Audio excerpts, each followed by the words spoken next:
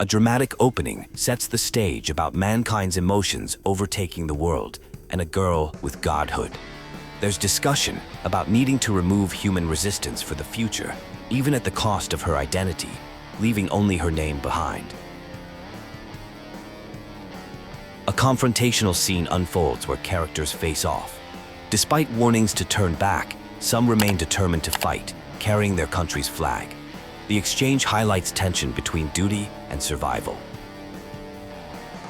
A heated argument erupts between two characters about past conflicts involving humanity and witches. They debate about power, control, and ownership, using metaphors of lions and cages to express their positions on dominance.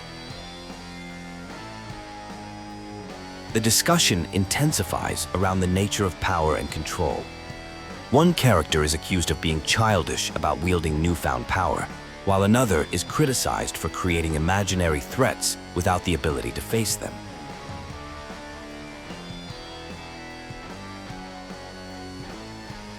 The scene shifts to a high-security vehicle discussion. The car is described as super secure with thick windows and an extremely capable driver who knows dozens of emergency protocols. It's revealed to be the US President's personal vehicle. Media coverage intensifies around a significant political event. The situation involves public scrutiny and potential danger, highlighting the power of media coverage compared to traditional weapons. A bounty hunting scenario develops with a confrontation between characters. The discussion reveals tensions about identity, worth, and respect, particularly regarding military involvement from the past. An investigation begins into recent criminal activity, with significant damage reported, including injuries and destruction. The discussion centers on a powerful criminal with time manipulation abilities. Strategic planning takes place regarding upcoming political events and potential threats. Characters discuss the need to address multiple troublemakers and their possibly connected motives.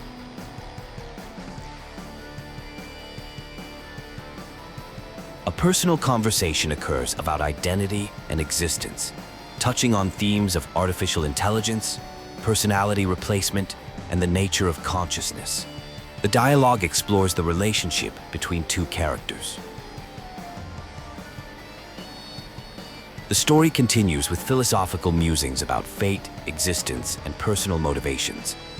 A character expresses interest in creating drama and shaping the future, rather than pursuing conventional goals like wealth or power. A highly restricted area is being accessed, with warnings about maintaining security protocols.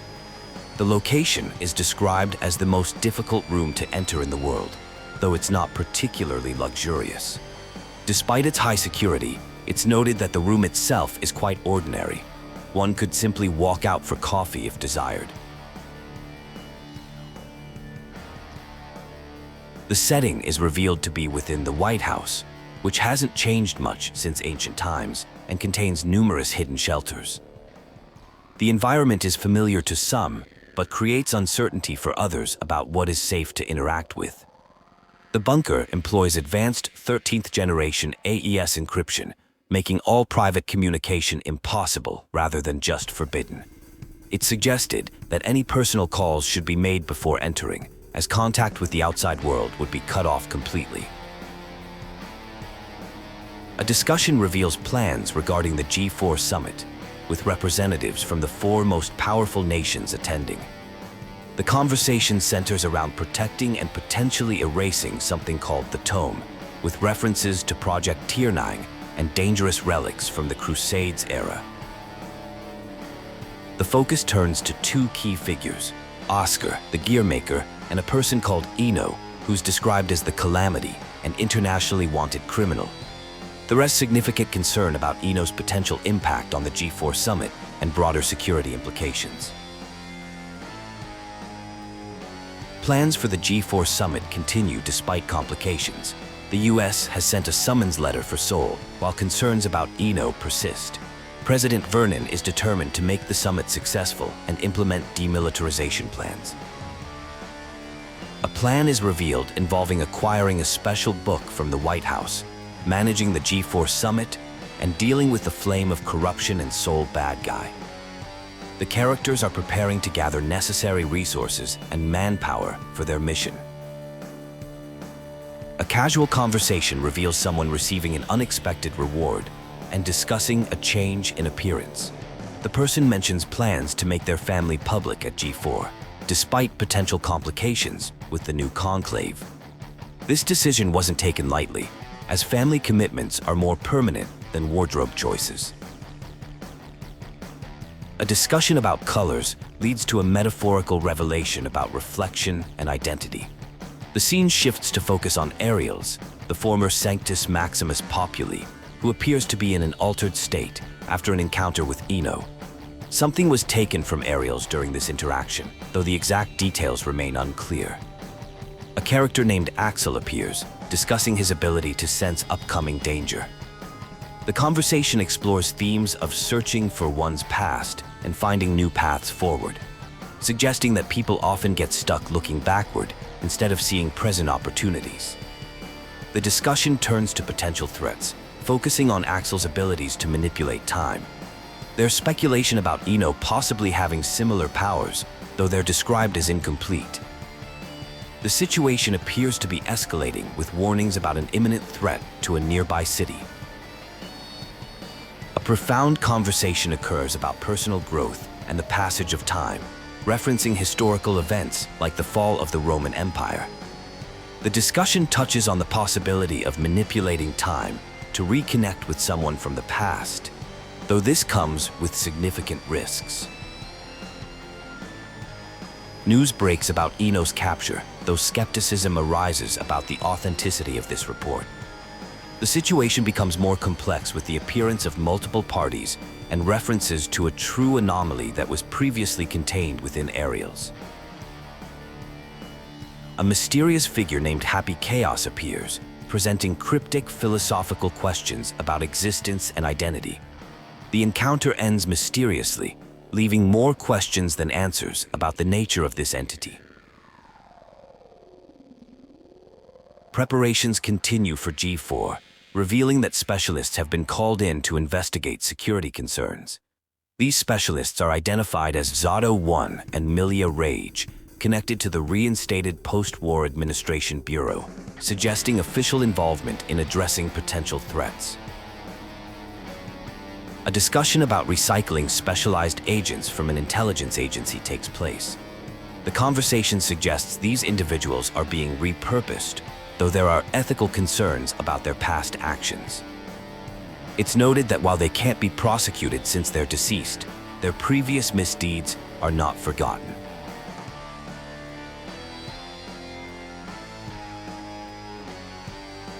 During a security inspection of the White House and G4 facilities, a mysterious black box was discovered in the building plans.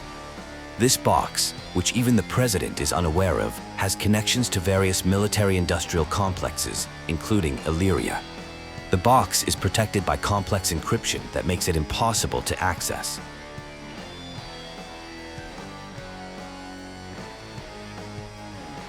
The presence of the encrypted black box raises concerns about potential security threats to G4. There's debate about whether to investigate it further or inform US authorities first.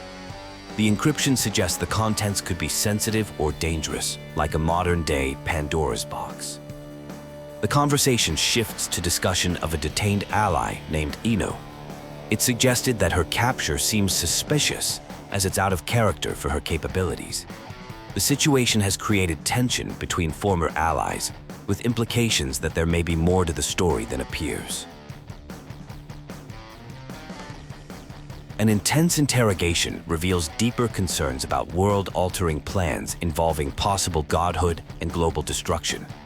The discussion becomes heated as multiple parties show interest in uncovering the truth about recent events and mysterious figures, particularly someone referred to as Chaos. A revelation about two Jacko units emerges, one designed to make someone human again, and another connected to Eno.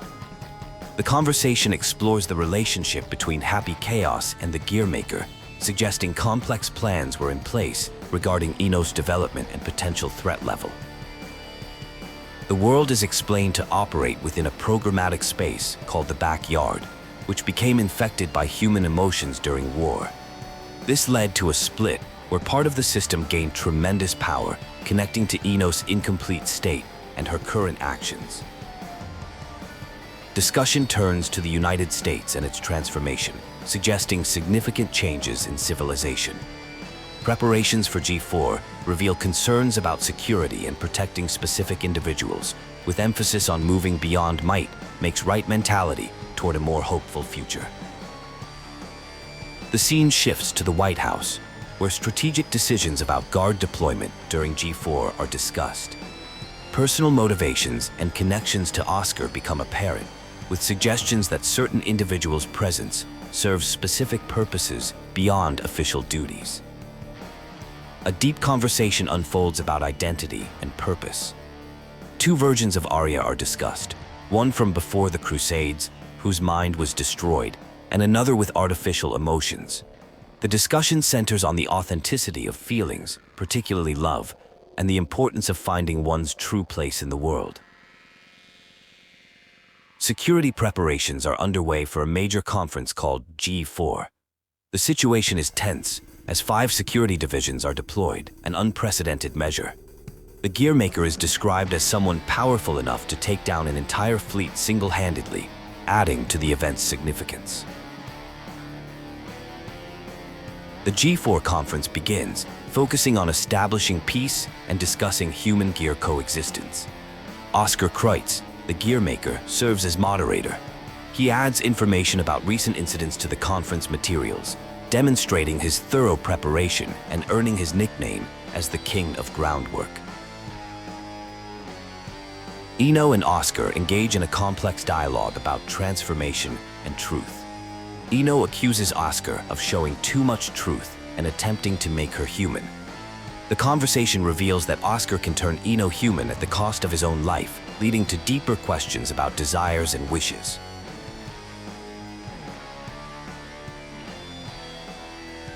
The narrative shifts to a formal discussion where historical inconsistencies are addressed.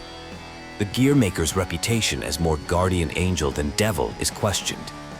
The situation becomes tense as an unexpected visitor approaches the facility, accompanied by a soldier.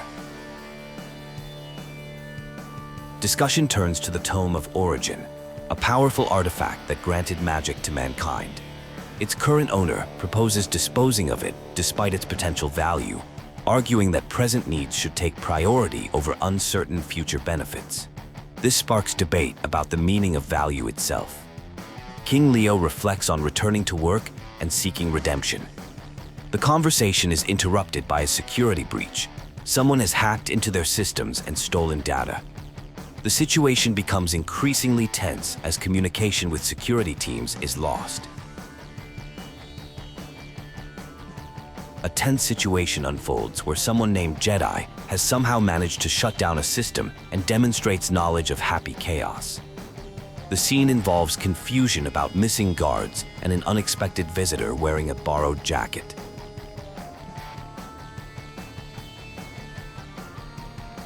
A dramatic confrontation occurs involving a gun and threats. The perpetrator introduces themselves and creates a high-stakes situation where someone is forced to make a difficult choice about shooting another person, with deadly consequences threatened if they refuse. A major crisis erupts when an unregistered weapon of mass destruction gets activated from a level 5 sub-basement. The system experiences external interference, possibly from a hacker, and all protocols are bypassed. The situation threatens to trigger an international conflict. All weapons in Illyria are launched without authorization. A character referred to as Happy Chaos claims responsibility and offers a choice to self-destruct the missiles, effectively creating a world without weapons. This reveals their immense power and control over the situation. The situation at the White House continues to deteriorate. Echo Team arrives to assess the scene, while various characters try to navigate the dangerous environment. Happy Chaos reveals their preference for improvised plans over perfect ones. Communication is established through an emergency hotline. The president manages to contact outside help and explains the situation, revealing that Happy Chaos has taken over the White House and is after access to the PEOC. A mysterious figure named Daryl explains their motivation isn't just about making history, but making it fun. They want to create drama and see humanity struggle, comparing it to creating the strongest shield by first creating the strongest sword. They dismiss the concept of having a conventional motive. A plan is discussed to escape through a side entrance while creating a distraction. The conversation shifts to discussing how reality surpasses fiction, though history books are considered boring. The speaker aims to make future history more engaging for students. A crisis unfolds at the White House as heat sensors detect something unusual. Project Tiernan is mentioned, and reports emerge of suspicious activity near the White House. It's revealed the building was designed as a shelter for certain individuals during wartime, with capabilities unknown to most. The White House vanishes from sight using some form of stealth technology. Aircraft attempt to track it but lose contact. The situation connects to someone named Chaos, who appears to be controlling something called Tiernanog. Major revelations emerge about Chaos, who is identified as history's first magic builder and the original father of magic. Chaos is described as someone who helped revive mankind when science was lost, though there are conflicting accounts about their true identity. The White House is heading toward Neo-Phoenix, a major city, raising concerns about potential catastrophic damage if it crashes. Officials debate emergency protocols and the president's safety while considering drastic measures to prevent disaster.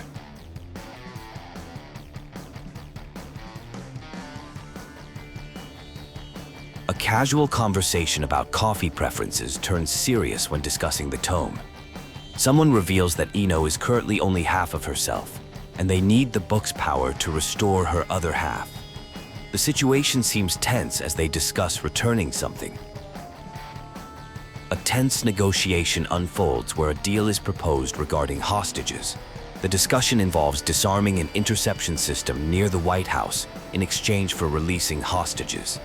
The conversation touches on fate and how Sol has repeatedly saved the world against impossible odds. The hostages are successfully released, revealed to be part of Chaos' plan all along.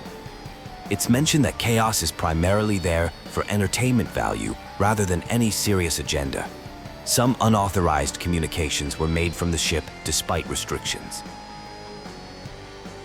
The discussion shifts to analyzing Chaos motives and the potential use of the tome as a weapon. There is speculation about why Chaos hasn't made any demands, leading to theories about a possible plan to force them to shoot down the aircraft. The scene moves to a location containing dangerous Spiritus Type 48 batteries.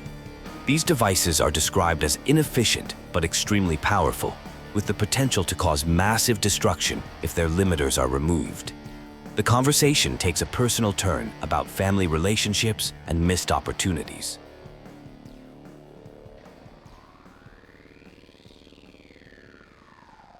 Communications are restored, and news arrives about the evacuated hostages. The White House is revealed to be heading toward the Mexican border, essentially becoming a flying bomb. Time is running out as they need to prevent the aircraft from crossing into neighboring airspace. The situation intensifies as someone attempts to take control of the aircraft. A confrontation occurs between a teacher and student, revealing a complex history. The conversation touches on sanity, isolation, and the consequences of being confined. The discussion explores deep philosophical questions about humanity, time, and existence.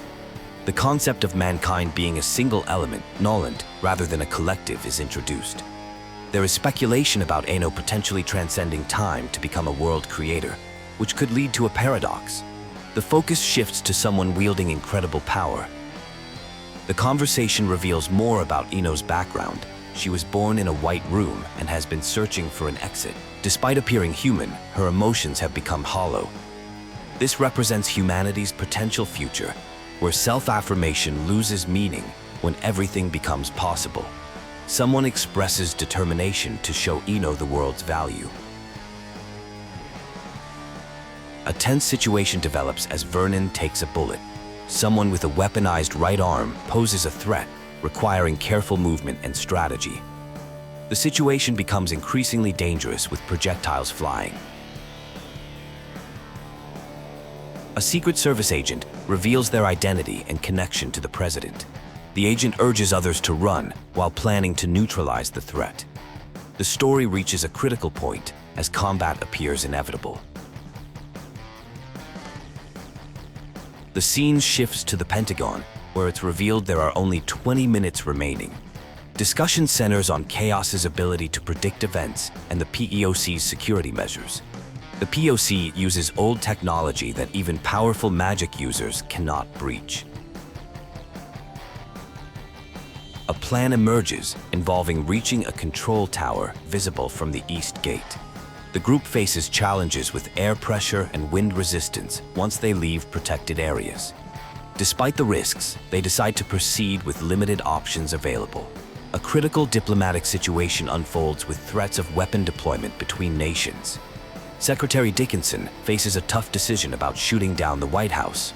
Someone places their faith in Sol's abilities to resolve the crisis.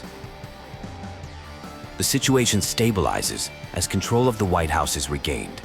Chaos is contained within the POC, and the president is confirmed safe. Survivors are found breathing, though concerns about potential traps remain.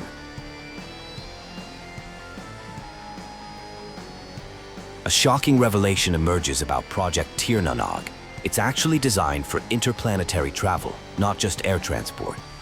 A space colony exists with supplies for 400 people, lasting 120 years. This was planned during the Crusades as an escape option.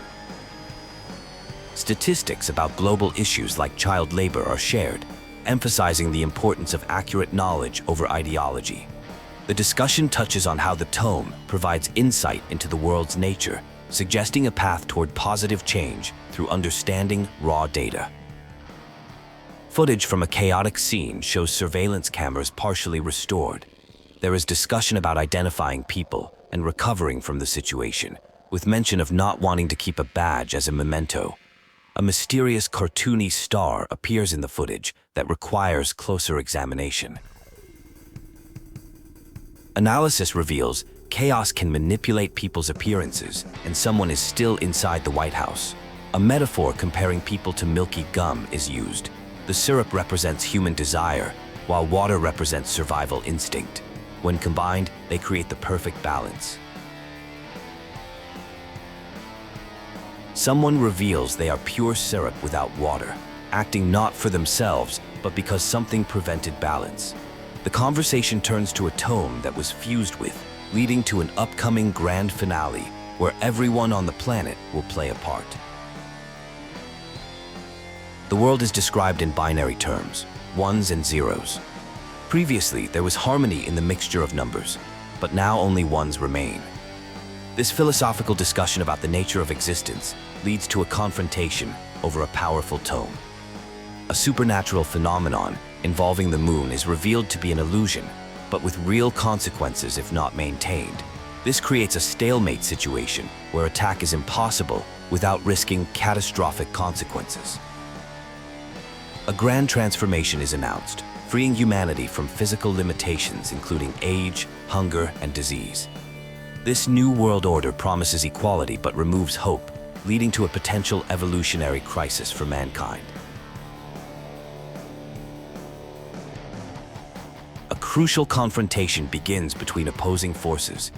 One side fights for their fictional world, while relationships and personal connections hang in the balance. The stakes involve the potential disappearance of either the world or an individual. An emotional exchange occurs about survival, humanity's value, and personal feelings. Someone refuses to let go of another, despite global consequences, highlighting the conflict between individual bonds and worldwide preservation.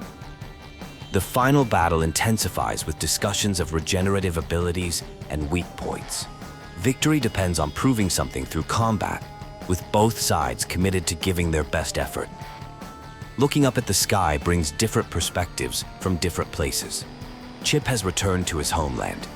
Despite doing lots of sightseeing together, some people prefer following their own paths. Important data compilation and non-disclosure agreements have been completed. A hero is being honored with a 21-gun salute at their funeral this evening, marking the end of a significant incident. The incident reports will likely puzzle other countries. Discussion centers on Ino's desired future and the concept of fulfillment. The key insight is that what matters most is not the past or future, but the present moment. People struggle with truly knowing themselves despite constantly looking inward. A conversation unfolds at what appears to be a jazz establishment. There's some tension between a customer and the owner about business hours and manners. The location is notably remote, situated 28 hours from the city by car. The discussion reveals interesting details about fashion trends taking time to reach this isolated spot. The conversation turns to a rare item called the Spirit Toss Type 48. Rumors suggest the American government collected all remaining Spirit Toss units and buried them in a hero's grave. A mysterious story emerges about a young man who dug up the grave only to find an empty coffin.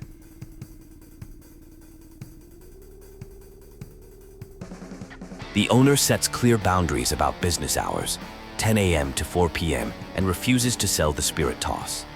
A customer expresses interest in friendship, leading to an unexpected exchange about unfair ways of life. The conversation concludes with the idea that pursuing a perfect world isn't necessary. Instead, continuous effort toward improvement will naturally lead to a better world. The emphasis is placed on understanding one's life's purpose during this journey.